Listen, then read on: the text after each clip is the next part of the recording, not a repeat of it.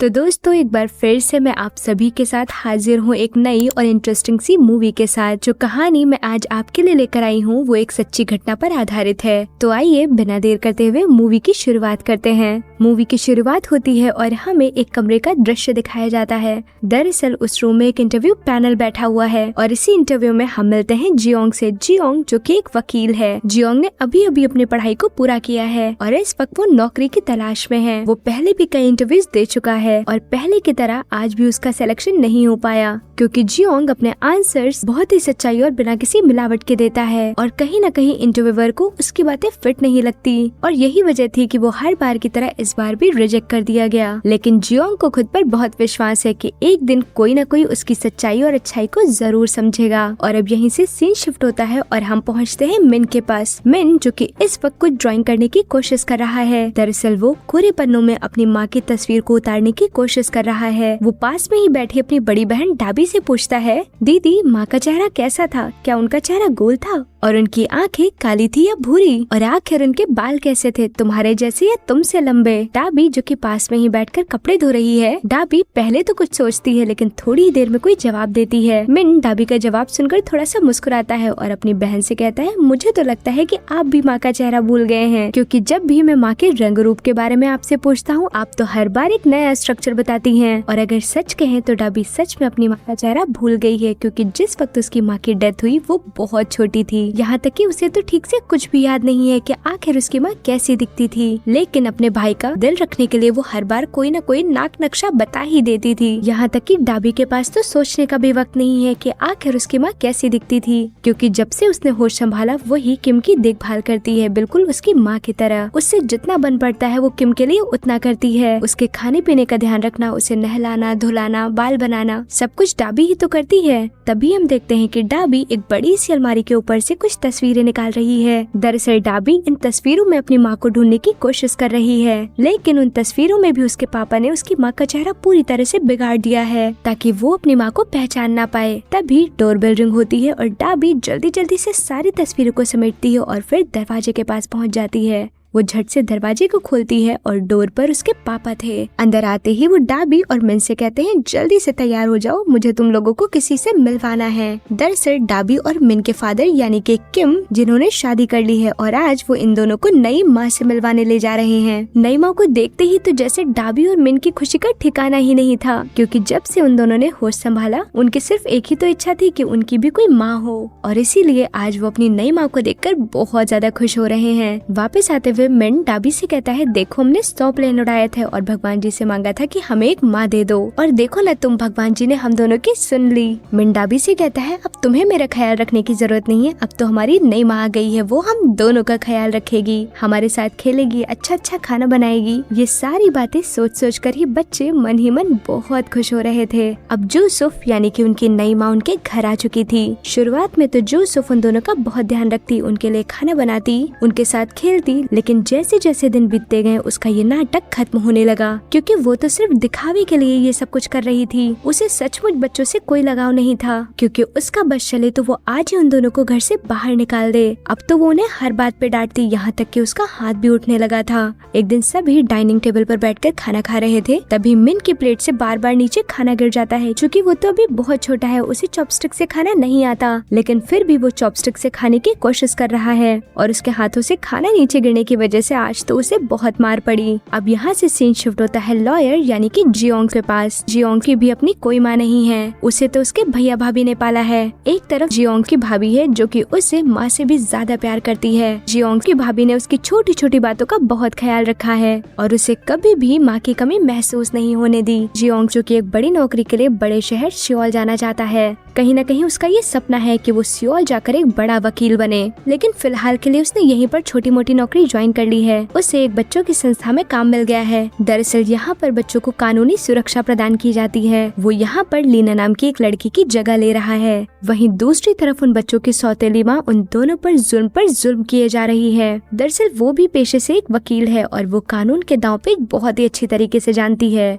और इसीलिए वो हर वक्त अपने सबूत को मिटाते हुए चलती है कि अगर आगे कोई भी खतरा है तो वो उसे आसानी से हैंडल कर सके। और अब तो उसका हाथ खुल चुका था। वो लगभग रोज ही बच्चों को मारा पीटा करती थी और एक दिन तो उसने हद ही कर दी। उसने डाबी का गला कसकर दबा दिया। मिन और डाबी के बहुत मेहनतों के बाद उसने बड़ी बेरहमी के साथ उसका गला छोड़ा। अब डाबी करती भी तो क्या, आखिर किससे शिकायत करती, क्योंकि उसे अपने पापा से कुछ खास उम्मीद तो थी ही नहीं। नेक्स्ट डे जब डाबी स्कूल जाती है तो वो स्कूल से सीधा घर न आकर बल्कि वहाँ से पुलिस स्टेशन चली जाती है और वहाँ अपनी सौतेली माँ जूसो के खिलाफ रिपोर्ट लिखवाती है और अपने बारे में सब कुछ बताती है कि वो उसके साथ क्या किया करती है। और ये केस मिलता है जियोंग और लीना को। लेकिन वहाँ मौजूद सारे ऑफिसर्स को ऐसा लगता है कि आजकल के बच्चे तो बस यूं ही कुछ भी कहते रहते हैं। उन्हें बस पेरेंट्स ने थोड़ा सा डांट क्या दिया कि वो तो पुलिस स्टेशन तक पहुँच गए और कहीं न कहीं सभी उसकी बातों को हल्के में ले रहे थे। लेकिन फिर भी डाबी ने कंप्लेन की है तो तहकीकात तो करनी बनती है। अब जियोंग और लीना डाबी के साथ उसके घर पहुंचते हैं। जूसुक जैसी डोर ओपन करती है, दरवाजा खोलते ही अपने सामने लॉयर्स को देखकर उसने नाटक शुरू कर दिया। सबसे पहले तो उसने डाबी को जोर का हक किया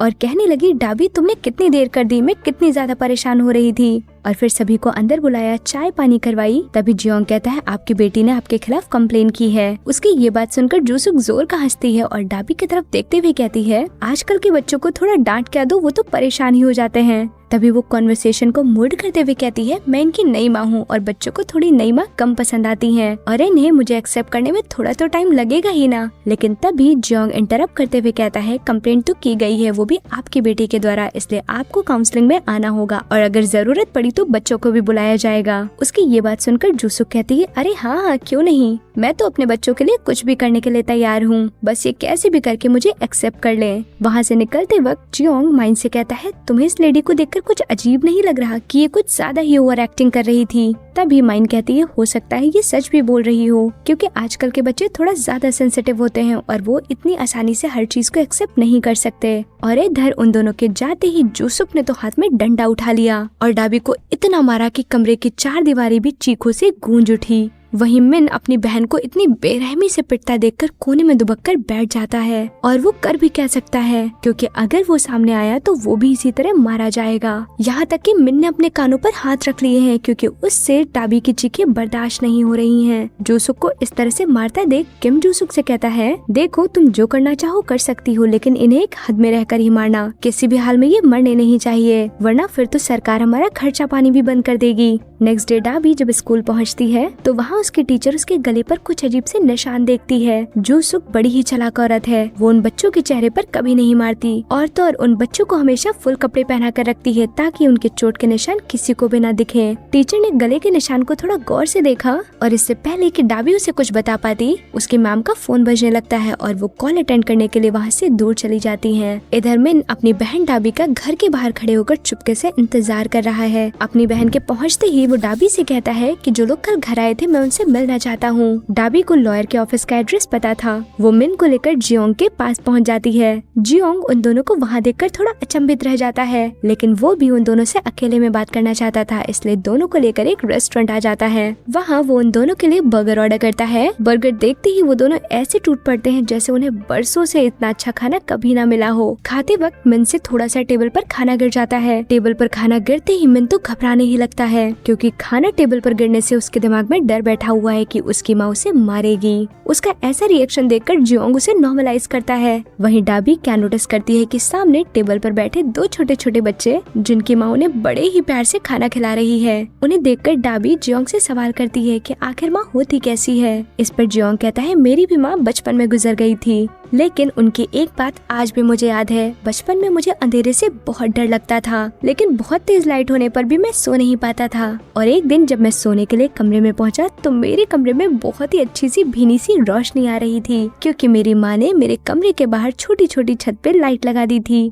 और उन छोटे छोटे बल्ब की रोशनी बड़ा ही सुकून देती थी। तो शायद ऐसी होती है माँ। दोनों भाई बहन जियोंग की बातें बड़े ही ध्यान से सुन रहे थे। घर आकर डाबी और मिन एक बार फिर से अपनी माँ की वही तस्वीरों को देखने लगते हैं जिसमें उसकी तस्वीर तो धुंधली है। तभी मिन डाबी से कहता है, ये औरतें जो मेरी माँ के साथ खड़ी हैं, अगर उनकी तस्वीर हमारे पास है तो जरूर हमारी माँ की तस्वीर भी उनके पास होगी। मिन की ये बात सुनकर तो डाबी चौंक गई। उसने आखिर पहले ऐसा क्यों नहीं सोचा। एक बार फिर से वो उस तस्वीर और मिन को अपने साथ लेकर जियोंग के ऑफिस पहुंच जाती है और वहाँ टेबल पर उस तस्वीर को रखकर जियोंग से कहती है, क्या आप मेरे लिए इन औरतों को ढूंढ सकते हैं, क्योंकि इनके पास भी मेरी माँ की तस्वीर जरूर होगी। जियोंग भी बच्चों का मन रखने के लिए हाँ कह देता है और उन दोनों को वहाँ से जू घुमाने के लिए ले जाता है। दरअसल जियोंग का भी मन इस केस में कुछ खास लग नहीं रहा है, लेकिन बच्चों के प्रति उसे एक सहानुभूति है, क्योंकि वो तो हर हाल में सियोल जाना चाहता है और एक बड़ा वकील बनना चाहता है। तभी जियोंग को एक फोन कॉल आता है और उसे पता चलता है कि सियोल की जिस कंपनी में वो नौकरी चाहता था उसे वहाँ पर नौकरी मिल चुकी है। ये बात सुनते ही वो तो खुशी से झूम उठा। अब वो बच्चों को कैसे भी करके जल्दी से उनके घर ड्रॉप करके वहाँ से निकलना चाहता है। रास्ते में जाते हुए वो बच्चों को भी इस बारे में बताता है। उसकी ये बात सुनते ही मिन और डाबी दोनों बहुत उदास हो जाते हैं। मिन किसी भी हाल में जियोंग को वहाँ से नहीं जाने देना चाहता था। वो उससे बहुत रिक्वेस्ट करता है कि वो उसे छोड़कर ना जाए, क्योंकि बच्चों को भी जियोंग से बहुत लगाव हो चुका था। मिन को इस तरह से जिद करता देख जियोंग उसे कुछ पैसे देता है और उनसे कहता है कल तो बर्गर डे है और तुम दोनों जाकर वहाँ से कल बर्गर खा लेना। मिन पैसे तो ले लेता है, लेकिन फिर भी उसकी बात को नहीं मानता। उसे समझाने के लिए जियोंग अपनी बैक सीट से किंग कॉन्ग का खिलौना निकालता है और उसे मिन के हाथों में थमा देता है। मिन था तो बच्चा ही, इसलिए वो इस खिलौने में उलझ जाता है और अपनी जिद को थोड़ी देर के लिए भूल जाता है। जाते हुए डाबी उससे उसका नंबर मांगती है। इस पर जियोंग उसे कार्ड दे देता है। मिन जैसे ही गाड़ी से उतरता है वो अपने दोस्त फैम से मिलने जाता है। फैम जो कि उसी की बिल्डिंग के सामने रहता है और वो डाबी का क्लासमेट भी है। तभी किम डाबी से कहता है क्या हम इन पैसों से बर्गर खाने चले। इस पर डाबी उसे समझाते हुए कहती है कि जियोंग जल्द ही वापस आ जाएगा और तब हम तीनों साथ में बर्गर खाने चलेंगे हमेशा की तरह। अब डाबी और मिन जैसे ही घर पहुँचते हैं जूसुक उसका इंतजार कर रही है। वो उन दोनों को देखकर बालों को बांधने लगती है। जूसुक को बाल बांधते देख डाबी को पता चल गया था कि अब ये हमें मारने वाली है और डर के कारण पहले ही डाबी की आंखों से आंसू बहने लगते हैं। और अब बिल्कुल वैसा ही होता है जैसे डाबी ने सोचा था, क्योंकि कहीं न कहीं जूसुक को ये भनक लग गई थी कि ये बच्चे फिर से जियोंग से मिलने गए हैं। अब वो डाबी को बहुत मारती है, इतना मारती है कि उसे अधमरा करके बाथरूम में फेंक देती है। नेक्स्ट डे डाबी बिल्कुल भी उठने की हालत में नहीं थी, लेकिन फिर भी वो वहाँ से बाहर निकलना चाहती थी। अब डाबी कैसे भी करके स्कूल तो आ जाती है, लेकिन बहुत देर वो क्लास में बैठ ना सकी। वो इमीडिएटली गिर जाती है और गिरते वक्त डाबी के कानों से खून बहने लगता है। डाबी की ऐसी हालत को देखकर इमीडिएटली उसे हॉस्पिटल में एडमिट करवाया जाता है। डाबी जियोंग से बात करने की इच्छा जाहिर करती है। उसे फोन लगाया जाता है, लेकिन इस वक्त जियोंग काफी बिजी है। लेकिन फिर भी जियोंग का मन नहीं मानता। वो किसी भी हाल में डाबी को इस हालत में नहीं देख सकता। वो देर रात अपना काम फिनिश करके आखिरकार डाबी के पास पहुंच ही जाता है। वहाँ पहुंचकर उसे पता चलता है कि उसकी माँ ने उसे इतना मारा कि उसके कानों के पर्दे फट गए हैं। डाबी बहुत दर्द में थी, लेकिन जियोल को देखते ही वो मुस्कुराने लगती है, क्योंकि जियोंग ही तो है जिससे वो कुछ भी शेयर कर सकती है। तभी डाबी उम्मीद लगाते हुए जियोंग से कहती है अब तो आप आ गए हैं और मुझे लगता है कि अब सब सही हो जाएगा। तभी जियोंग उसे बताता है कि मैं अपना काम पेंडिंग छोड़ कर आया हूँ और मुझे यहाँ से जाना होगा। उसकी ये बात सुनकर डाबी पूरी तरह से सन्नाटे में चली जाती है, क्योंकि इस वक्त उसने अपनी आखिरी बची हुई उम्मीद भी खो दी थी। उसे पता चल चुका था कि अब उन दोनों को कोई नहीं बचाने आएगा। लेकिन जियोंग का भी मन नहीं मान रहा। वो बच्चों को ऐसे छोड़कर नहीं जाना चाहता है। वो उनके लिए कुछ न कुछ करके जाना चाहता है, इसलिए वो केस फाइल करने के लिए पुलिस स्टेशन पहुंचता है। लेकिन उसे पता चलता है कि डाबी पहले ही अपना बयान दे चुकी है कि उसे इतनी चोटें सीढ़ियों के गिरने की वजह से लगी हैं और अगर एक बार बयान दे दिया तो अब कुछ नहीं हो सकता है। तभी ऑफिसर बोलते हैं कि अरे तुम तो यहाँ अब नौकरी भी नहीं करते, तो आखिर इन सब पचड़ों में क्यों पड़ रहे हो, यहाँ से जाओ और अपनी नौकरी देखो। जियोंग वहाँ से निकलकर सीधा जूसुक के घर पहुँचता है और उससे रिक्वेस्ट करने की कोशिश करता है कि वो बच्चों के साथ ऐसा ना करे, वरना उस पर बहुत भारी पड़ने वाला है। लेकिन जूसुक तो खुद भी वकील थी। वो उसे वहाँ से दुत्कार कर भगा देती है, क्योंकि उसे पता था कि अब तो ये यहाँ नौकरी भी नहीं करता और ये कुछ नहीं कर सकता है। जियोंग वहाँ से निकलकर डाबी के पिता किम से मिलने जाता है। वो उन्हें भी इस बारे में बहुत समझाता है, लेकिन शायद इसका कोई फायदा नहीं था। अब जियोंग उन दोनों बच्चों को किस्मत के भरोसे छोड़कर वहाँ से वापस अपनी नौकरी में चला जाता है, जहाँ पर उसे कार, बंगला, गाड़ी सब कुछ मिल रहा है। एक कामयाब इंसान को जो चाहिए उसके हाथ में वो सब कुछ था। यहाँ तक कि उसकी फैमिली भी उसके लिए बहुत प्राउड फील करती है। इधर मिन और डाबी दोनों कमरे में लेटे हुए हैं। तभी मिन डाबी से पूछता है कि जियोंग कब वापस आएंगे और हम तीनों कब बर्गर खाने साथ चलेंगे। लेकिन डाबी काफी दर्द में है, लेकिन मिन तो भी बहुत छोटा है, शायद वो उसके दर्द को उतना ज्यादा नहीं समझ पा रहा है। डाबी के कुछ न कहने पर वो जोर जोर से चिल्लाने लगता है और कहता है तुम मुझे कुछ क्यों नहीं बता रही हो। और वो हाथों में पैसे लेकर डाबी से कहता है हम कल ही चलेंगे। मिन की शोर की आवाज सुनकर जूसुक कमरे में आ जाती है। डाबी उसे देखते ही सहम जाती है। जूसुक जैसे ही मिन के हाथ में इतना बड़ा पैसों का नोट देखती है, वो उससे वो नोट छीनने की कोशिश करती है। लेकिन ये पैसे तो मिन के हैं जिसे जियोल ने दिए हैं, और मिन अपनी माँ को बार बार यही बताने की कोशिश कर रहा है कि ये पैसे उसे जियोल ने दिए हैं बर्गर खाने के लिए। उसकी ये बात सुनकर जूसुक और भी ज्यादा आग बबूला हो जाती है और कहती है तुम मुझसे झूठ कहते हो, ये पैसे तुमने चुराए हैं मेरी पर्स से, मैं जानती हूँ। और इतना कहते ही वो मिन को जोर जोर से पीटने लगती है। और आज तो मिन को सांस लेने का भी मौका नहीं मिला। शायद मिन के ऊपर आज उसकी ये आखिरी मार थी और धीरे धीरे मिन की सांसें बंद होने लगती हैं। डाबी दौड़ते हुए अपने भाई के पास पहुंचती है और उसे गले से लगा लेती है। डाबी को ऐसा करते देख जूसुक को और पारा चढ़ जाता है और अब भी वो और जोर जोर से मिन को मारने लगती है। उन दोनों की चीखों से पूरी बिल्डिंग में गूंज पैदा हो जाती है। हर इंसान अपने कमरे में बैठकर उन दोनों की चीखों को सुन रहा था, लेकिन शायद किसी में भी इंसानियत नहीं बची थी। कोई भी उन्हें बचाने के लिए सामने नहीं आया और आखिर वही हुआ जिसका हमें डर था, यानी कि मिन अपनी सौतेली माँ के मार से मारा गया। दूसरे ही दिन जियोंग के पास एक खबर पहुँच जाती है कि मिन मारा गया, वो भी चोरी का इल्जाम लगाकर। और इधर जूसुक अपने बचने की प्लानिंग करने में लग जाती है। वो डाबी को अपने सामने बिठाती है और उससे रिटर्न में ये लिखवाती है कि उसके भाई ने चोरी की थी और इसी वजह से डाबी ने ही मिन को मारा है। जूसुक के खौफ से डाबी ने वो सब कुछ लिखा जैसा जूसुक चाहती थी। डाबी का ये स्टेटमेंट आते ही हर जगह ये खबर फैल गई कि एक बहन ने अपने भाई को मार डाला। इधर पुलिस आ गई और डाबी को गिरफ्तार कर लिया गया, लेकिन जुर्म के साबित होने तक उसे अपनी माँ जूसुक के घर छोड़ दिया गया। जैसे ही जियोल को इन सारी बातों के बारे में खबर मिलती है, वो तुरंत ही यहाँ पहुँच जाता है और पुलिस ऑफिसर पर गुस्सा करते हुए कहता है कि पहले भी जूसुक के खिलाफ उनके बच्चों ने कंप्लेंट की है, तो आखिर डाबी को इस वक्त उसकी माँ जूसुक के साथ क्यों भेजा गया। तभी पुलिस वाले उससे कहते हैं वो ही उसके गार्जियन है और हम इसमें कुछ नहीं कर सकते। इधर डाबी अकेले कमरे में बैठकर अपने भाई मिन को याद कर रही है कि कल तक उसका भाई मिन उसकी माँ की तस्वीरें बनाया करता था और आज तो वो उसे छोड़कर खुद ही उसकी माँ के पास पहुँच गया। वो भगवान की इस माया को देखकर बहुत ही ज्यादा हैरान है। वो मिन के टॉय किंग कोंग को उठाती है और उससे कहती है देखो तो तुम्हारा दोस्त माँ के पास चला गया है और अब हमें भी बिल्कुल चुप रहना होगा, नहीं तो वो हमें भी मार देगी। इधर जूसुक उनके कमरे में पहुंचती है और मिन के सारे खिलौने और कपड़ों को उठाकर कचरे के ढेर में बाहर फेंक देती है। तभी बाहर खड़ा फैंग ये सब कुछ करते हुए उसे देख रहा था। तभी कचरे के ढेर में फैंग की नजर उसी किंग कोंग खिलौने पर पड़ती है जो कि मिन ने उसे दिखाया था। वो झट से जाकर उस खिलौने को अपने पास रख लेता है। जियोंग डाबी की मदद के लिए यहाँ आया तो जरूर है, लेकिन अपनी नौकरी को ठुकरा कर, क्योंकि उसे पता है कि उसने एक गलती पहले ही कर दी है और अब वो किसी भी हाल में डाबी को खोना नहीं चाहता है। आते ही वो सबसे पहले डाबी से मिलने जाता है उसके स्कूल। डाबी जियोंग को अपने सामने देखते ही उसे इग्नोर करके वहाँ से चली जाती है, क्योंकि उसका भाई तो इस दुनिया से ही चला गया और अब उसकी मदद का क्या फायदा। जियोंग को इस वक्त खुद पर बहुत ज्यादा गुस्सा आ रहा है। वो डाबी को उस औरत से किसी भी हाल में बचाना चाहता है। वो अपनी दोस्त से मदद मांगने के लिए जाता है जो कि इस वक्त एक बहुत बड़ी लॉयर है। वो उससे कहता है हमें किसी भी हाल में डाबी को बचाना होगा। तभी लॉयर उसे बताती है कि दरअसल किम ने लिखित में अपना बयान दे दिया है और इसीलिए हमें इस केस को रीओपन करने के लिए सबसे पहले डाबी की रजामंदी चाहिए और जूसुक के खिलाफ पुख्ता सबूत भी चाहिए। वहीं जियोंग और वो लॉयर मिन के डॉक्टर से मिलने जाते हैं, जहां उन्हें पता चलता है कि मिन को कई इंटरनल घाव भी हैं और उनका तो मानना ये भी है कि ये खबरें पूरी तरह से झूठी हैं, क्योंकि कोई भी 10 साल की बच्ची अपने भाई को इस तरह से बेरहमी से नहीं मार सकती और भाई को क्या किसी को भी नहीं मार सकती।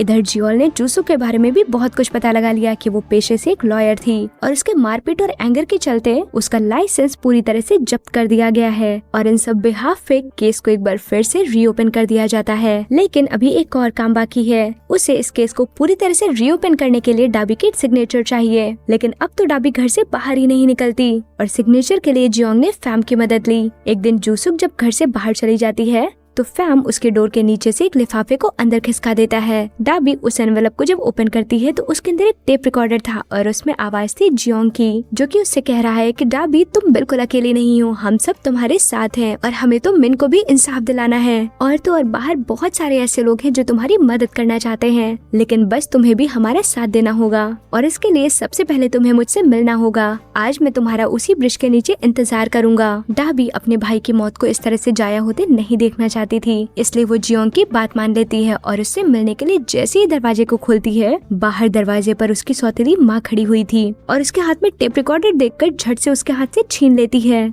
और उसमें जियोंग की आवाज सुनते ही एक बार फिर से वो डाबी को कमरे के अंदर बंद करती है और उसे फिर से पीटना शुरू कर देती है। डाबी की चीखें बाहर तक सुनाई दे रही थी। फैम जैसे ये सब सुनता है वो जल्दी से जियोंग को कॉल लगा देता है। जियोंग ये सब कुछ कॉल पर सुन रहा था। वो भागते हुए डाबी के घर पहुंचता है और अधमरी हालत में डाबी को उठाकर अपने साथ अपने घर ले आता है। रात को डाबी के पिता उसे लेने के लिए आते हैं, लेकिन जियोंग उसे साथ ले जाने से साफ इनकार कर देता है। यहाँ तक कि इतना सब कुछ हो जाने के बाद भी किम उसे डराता और धमकाता है, लेकिन इस वक्त जियोंग किसी से डरने वाला नहीं है। यहाँ तक कि वो उसे धमकाकर किम को ही वापस भेज देता है। अब सारे सबूतों के बिहाफ पे जूसुक को अरेस्ट कर लिया जाता है और उसे कोर्ट में पेश किया जाता है, जहाँ पहले की तरह एक बार फिर से वो अपना ड्रामा शुरू कर देती है और जज के सामने रोने और गिड़गिड़ाने लगती है। कहती है मैंने तो अपने बच्चों के लिए ही सब कुछ किया है। ये आजकल के बच्चे तो बड़े ही जिद्दी हैं। मैं तो इनकी नई माँ हूँ और यही वजह है ये लोग मुझे एक्सेप्ट नहीं करना चाहते हैं। जूसुक रो रो कर जज की सिंपैथी गेन कर रही है। वहीं दूसरी तरफ बैठी डाबी पूरी तरह से खामोश है।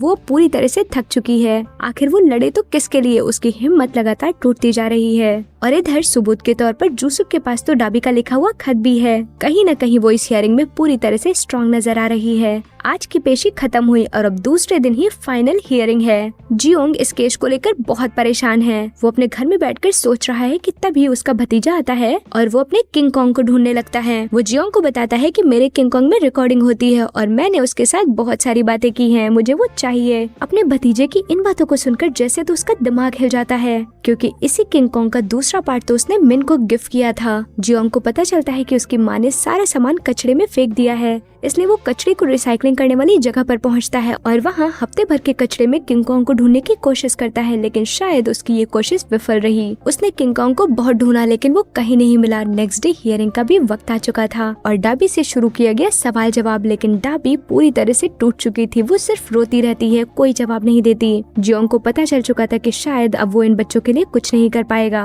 क्योंकि ब्रेक के बाद जज अपना फाइनल फैसला सुनाने वाली है। इधर वो डाबी को कुछ समझाने की कोशिश कर रहा है कि वो जज के सामने कुछ तो कहे, लेकिन शायद डाबी की मानसिक हालत बिल्कुल ठीक नहीं है। वो इस वक्त कुछ भी कहने के फेर में नहीं है। तभी कोर्ट में जियोंग के दोस्त की एंट्री होती है और उसके साथ खड़ा है फैम, और फैम के हाथ में वही किंग कॉन्ग वाला टॉय है जिसकी जियोंग को बेसब्री से तलाश थी। और इधर हियरिंग भी शुरू हो चुकी थी। जियोंग उसी किंग कॉन्ग को लेता है और डाबी के सामने रख देता है। किंग कॉन्ग को देखते ही पहली बार डाबी ने कोई रिएक्शन दिया था। वो उस टॉय को देखते ही उसे सीने से लगा लेती है और उसे पकड़कर जोर जोर से रोने लगती है। उस टॉय के रूप में उसे ऐसा लग रहा था कि मानो मिन उसके सामने है। उसे इस तरह से रोता हुआ देख पूरा कोर्ट रूम सन्नाटे में चला जाता है। रोते हुए डाबी कहती है बड़े लोग बहुत बुरे होते हैं। हम दोनों भाई बहन मार की वजह से बहुत रोते थे, लेकिन शायद हमारी मदद के लिए कोई सामने नहीं आया, क्योंकि सभी लोग सिर्फ सुनते रहते थे हमारी चीखें। डाबी कहती है मैं कुछ नहीं कहूंगी, अगर मैंने कुछ कहा तो मैं भी मिन की तरह मारी जाऊंगी। तभी जियोंग खड़ा होता है और सभी के सामने कहता है कि आखिर इस कानून का क्या मोल, जो कि एक छोटी सी बच्ची से उसके दर्द के सबूत मांग रही है। और अब वो किंग कॉन्ग को उठाता है और उसमें लगी रिकॉर्डिंग को प्रेस करता है, जहाँ पर डाबी और मिन के खट्टे मीठे पलों की कुछ यादें हैं और उनमें वो मार की चीखें भी मौजूद हैं, जिन्हें सुनकर तो वहाँ मौजूद हर एक शख्स की आंखें भर आईं। और अचानक एक दिन ये चीखें सन्नाटे में बदल जाती हैं, यानी कि मिन की मौत हो जाती है। और ये सब कुछ उस टॉय की रिकॉर्डिंग में मौजूद था। ये सुनकर तो मानो 10 मिनट के लिए कोर्ट रूम में सन्नाटा सा पसर गया था। किसी के पास कहने के लिए कुछ भी नहीं था, थे तो बस आंखों में आंसू, जो कि उस दर्द को अच्छे से बयां कर पा रहे थे। अब सब कुछ खुली किताब की तरह जज के सामने साफ था और अब जज जूसुक और उसके पति किम को दोनों को उम्र कैद की सजा सुनाती है और ये मूवी यहीं पर एंड हो जाती है। सो फ्रेंड्स, आपको ये मूवी कैसी लगी हमें ये कमेंट सेक्शन में जरूर बताएं। हमारे चैनल को लाइक करें, शेयर करें और सब्सक्राइब करना तो बिल्कुल ना भूलें। आपका एक लाइक और कमेंट हमें बहुत ज्यादा मोटिवेशन प्रोवाइड करता है। सो बने रहें अनिपल फिल्म के साथ। मिलते हैं आपके साथ एक जल्द ही नई मूवी को लेकर। Thank you for watching the video.